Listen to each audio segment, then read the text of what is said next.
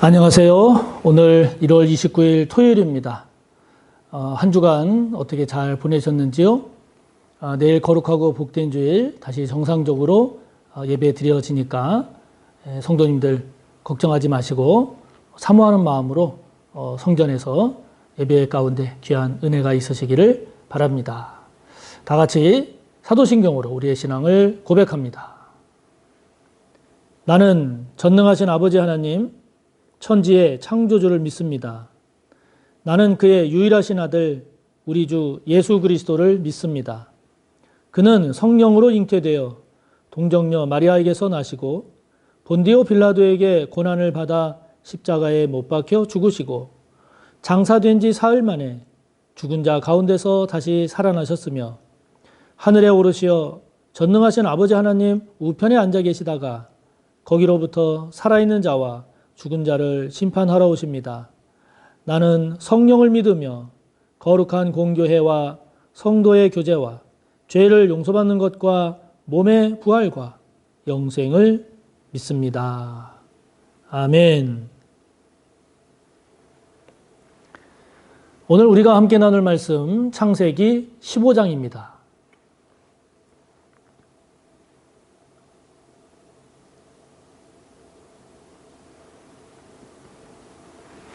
창세기 15장 1절에서 마지막 21절까지의 말씀을 함께 보겠습니다.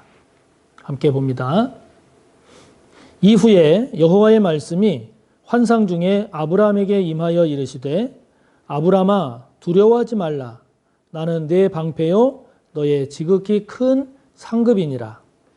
아브라함이 이르되 주 여호와여 무엇을 내게 주시려 하나이까?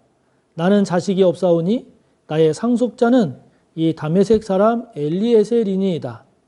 아브라함이 또 이르되 주께서 내게 씨를 주지 아니하셨으니 내 집에서 길린 자가 내 상속자가 될 것이니이다.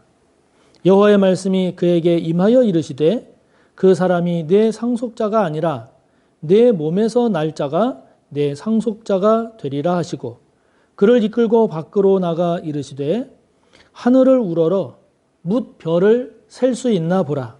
또 그에게 이르시되 내 자손이 이와 같으리라.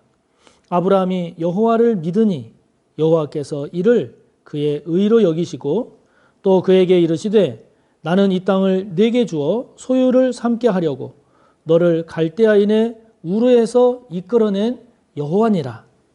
그가 이르되 주 여호와여 내가 이 땅을 소유로 받을 것을 무엇으로 알리이까?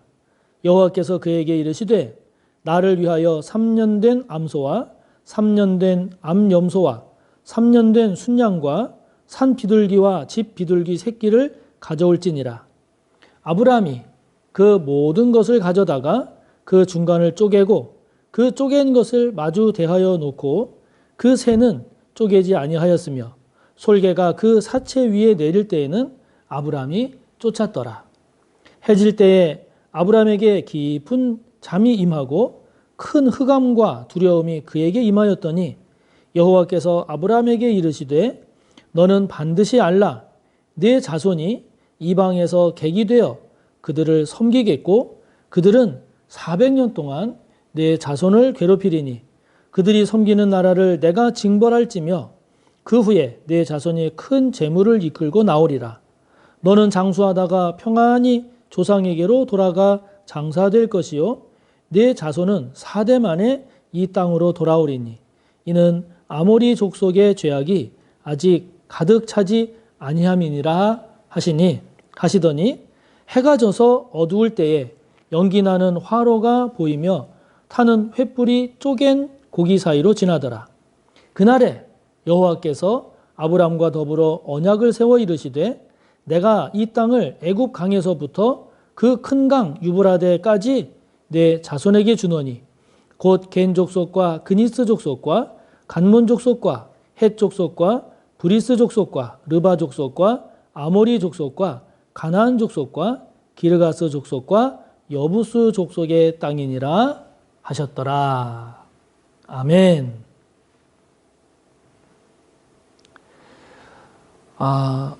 아브라함이 사로잡혀간 이제 롯을 또 그리고 그 일행을 재물을 다 구해 가지고 다시 이제 돌아오지 않았습니까? 그렇게 이제 돌아온 후에 그 후에 하나님께서 아브라함과 나눈 대화, 아브라함이 하나님과 나눈 대화, 하나님께서 아브라함에게 주신 말씀의 내용이 오늘 우리가 함께 본 본문입니다. 자, 아브라함과 하나님과 아브라함이 나눈 이 대화 속에서 저와 여러분이 묵상하고 또 붙잡고 기도해야 될 게 뭘까 하는 건데요. 1절에 보면 먼저 하나님께서 아브라함에게 이런 말씀을 하십니다. 1절에 보면 아브라함아 두려워하지 말라. 나는 너의 방패요 너의 지극히 큰 상급이다. 이런 얘기를 하나님께서 아브라함에게 주십니다. 아브라함이 두려워하고 있었던 것 같습니다. 무엇을 두려워했을까를 생각을 해보면 그돌라오멜을 중심으로 한 그 북쪽의 네 왕들의 연합군의 그 진지를 쳐들어가서 거기서 롯을 또 롯 일행을 다 구해오지 않았습니까? 재물도 다 가져오지 않았습니까? 그렇게 해서 멋지게 정말 승리하고 멋지게 일을 해냈는데 반대로 생각해 보면 그 네 연합군이 아브라함을 죽이겠다고 쳐들어올 수도 있는 것 아닙니까? 그걸 생각하면 정말 두려웠겠다 하는 생각도 듭니다. 성경의 내용을 볼 때 아브라함이 두려워할 만한 게 뭘까를 보면 그것이 가장 먼저 떠오릅니다. 또는 뭐 아브라함 주변에 있었던 이 가나안 족속들 중에 야, 저 아브라함이라는 사람이 저렇게 대단한데 그냥 놔뒀다가는 우리들도 어떻게 될지 모르겠네. 그러면서 혹시라도 주변의 가나안 족속들이 연합을 해서 아브라함을 공격할 수도 있지 않을까. 뭐 이런 점점 이런 등등을 생각을 해보면 아브라함 쪽에서 보면 굉장히 두려워할 만도 하겠다 하는 그런 생각도 들기는 합니다. 그런데 하나님께서 오늘 아브라함에게 이야기하십니다. 아브라함아, 두려워하지 마라. 두려워하지 마라. 내가 너의 방패가 될 것이다. 나 여호와 하나님이 바로 너의 큰 상급이 될 것이다. 자, 여러분. 이러한 하나님의 음성, 이런 하나님의 감동을 아브라함이 듣고 받았을 때 어땠을까요? 너무 감사하지 않았겠습니까? 자, 이런 하나님께서 아브라함에게 주신 이 말씀을 우리가 좀 더 묵상을 해보면 지금 저와 여러분은 무엇을 방패 삼아 살고 있나요? 누구를 방패 삼아 살고 있습니까? 하나님보다 더 강하다고, 더 안전하다고, 더 분명하다고 여기며 방패로 여기며 살고 있는 것은 없는지요? 하나님께서 여러분의 진정한 방패가 될 수 있으심을, 또 방패가 되심을 인정하시는지요? 고백하시는지요? 뿐만 아니라 여러분에게 있어서의 진정한 상급은 무엇입니까? 무엇이 주어져야 여러분에게 이것이 진짜 나의 상급이다. 또 여러분은 무엇을 상급으로 받기를 원하십니까? 뭐 어떤 재물인가요? 또 어느 정도의 지위인가요? 또는 무엇인가요?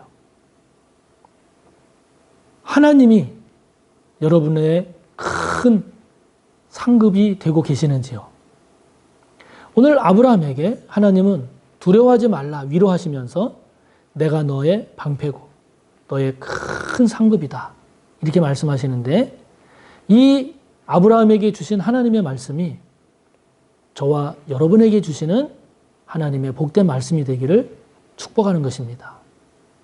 다른 것도 우리의 방패고 상급이 될 수 있겠지만 그러나 하나님이 우리 주님이 저와 여러분의 가장 확실한 가장 안전한 가장 복된 방패가 되시기를 바라고 우리 주님이 우리 하나님이 성령께서 저와 여러분의 가장 큰 상급이 되어서 주님이 그 무엇보다도 기쁘고 하나님과의 관계가 그 무엇보다도 중요하고 성령으로 충만한 것이 그 어떤 것으로 충만한 것보다도 더 복되고 더 귀하게 여길 줄 알며 사는 복된 저와 여러분이 꼭 되시기를 바랍니다.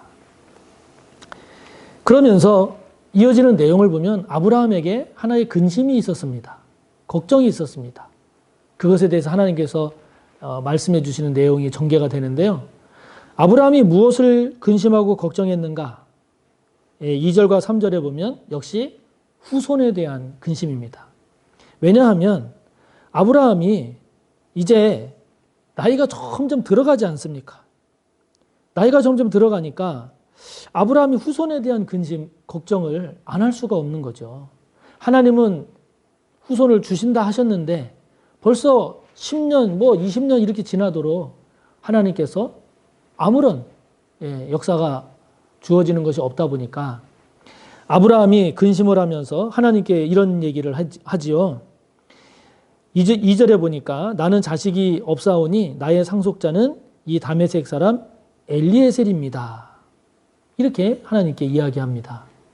엘리에셀은 아브라함의 종입니다.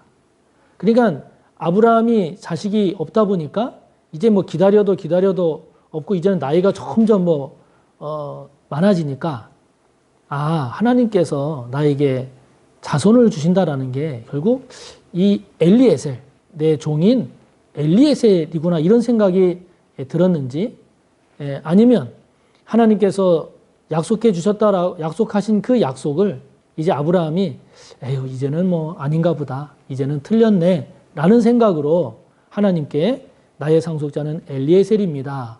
이렇게 말했을 수도 있죠. 그 당시 문서로 추정이 되는 누지 문서라는 게 있습니다. 아브라함 시대 때 쓰여졌다라고 하는 그 시대 정도에 쓰여졌다라고 하는 그 당시의 문헌을 보면 이렇게 자식이 없을 때 종에게 종을 상속자로 세우는 일들이 있었음을 알 수 있습니다. 그러니까 지금 아브라함의 이야기는 그 당시에 이루어졌던 관습에 따르는 어떻게 보면 굉장히 상식적인 그러한 이야기임을 알 수 있습니다. 지극히 합리적이죠. 또 아브라함이 지금까지 살아온 인간으로서의 경험에 비추어 볼 때 자연스럽게 얼마든지 할 수 있는 이야기입니다. 그리고 인간의 지식과 지혜를 가지고 얼마든지 하나님께 또 우리가 아브라함의 입장이었다 하더라도 아마 이렇게 이야기하지 않았을까 하는 생각이 듭니다. 다시 말하면 아브라함의 지금 하나님께 이야기하는 아브라함의 모습을 보면 지극히 인간적입니다. 지금까지 살아온 경험에 비추어서 하는 얘기입니다. 그리고 어떻게 보면 합리적이다라고 여겨질 수 있는 그런 아브라함의 모습입니다. 그것에 대한 하나님의 대답이 4절과 5절에 나옵니다. 아브라함에게 말씀합니다. 아니다. 너의 몸에서 날 자가 너의 상속자다. 그러면서 아브라함에게 이야기하죠. 하늘을 봐라. 하늘에 별들이 얼마나 있나면 세어봐라. 셀 수 없이 많지? 너의 자녀가 이렇게 될 거다. 자, 여러분, 이런 하나님의 말씀은 지금까지 아브라함이 살아온 인간의 경험을 뛰어넘는 말씀입니다. 지금까지 아브라함이 알고 있었던 모든 지식을 뛰어넘는 말씀입니다. 인간이 가지고 있는 생각을 뛰어넘는 그런 내용의 하나님의 말씀이죠. 그런데 참 귀한 것은요, 6절에 보면 아브라함이 그렇게 말씀하시는 여호와 하나님을 믿습니다. 할렐루야. 그 하나님을 아브라함이 믿으니까 하나님께서 그것을 아브라함의 의로 여기셨다라고 합니다. 그러니까 아브라함의 귀한 모습은 내 경험으로, 내 지식으로는 못 받아들이겠으니 내가 못 믿겠다. 그런 게 아니라 하나님의 말씀이니 제가 믿겠습니다. 이게 아브라함의 태도인 거예요. 이게 얼마나 귀한 건지 모릅니다. 내가 지금까지 살아온 경험이나 지식이나 이런 걸로는 이해가 안 되고 안 믿어지지만 그러나 하나님이 그렇게 말씀하시니 제가 믿을게요. 이게 아브라함의 믿음이에요. 이게 참 귀한 믿음이죠. 하나님을 내 이성과 내 생각으로 껴 맞춰가는 게 아니라 내 생각을 하나님의 말씀에 맞춰가는 것. 이게 신앙이고 이게 아브라함의 귀한 모습인 거죠. 그러므로 여러분, 믿어지는 은혜가 있기를 축복합니다. 믿는 복이 임하기를 축복합니다. 저와 여러분의 믿음이 더 성숙해지고 더 깊어지기를 축복하는 겁니다. 이런 아브라함에게 약속하신 하나님의 말씀을 하나님께서 그 말씀을 제가 어떻게 믿을 수 있겠습니까? 알 수 있겠습니까? 그럴 때 하나님께서 짐승을 준비하게 하고 그리고 17절에 보면 연기와 횃불, 즉 하나님을 나타낼 수 있는, 하나님임을 상징할 수 있는 연기와 횃불로 그 고기들 가운데를 지나가시면서 하나님께서 증거로 삼아주시죠.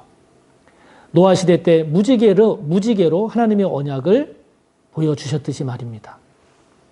결국 하나님께서 당신의 말씀을 이루실 것을 아브라함에게 이야기하는 거죠.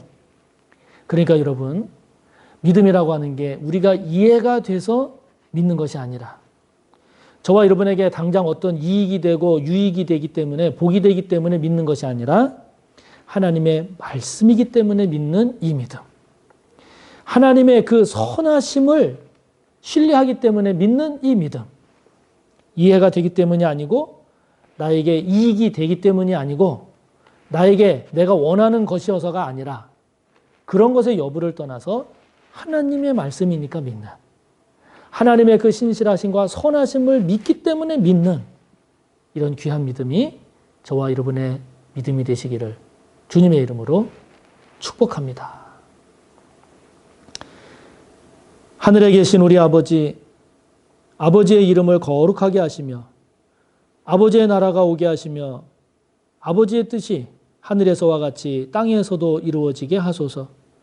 오늘 우리에게 일용할 양식을 주시고 우리가 우리에게 잘못한 사람을 용서하여 준 것 같이 우리 죄를 용서하여 주시고 우리를 시험에 빠지지 않게 하시고 악에서 구하소서. 나라와 권능과 영광이 영원히 아버지의 것입니다. 아멘.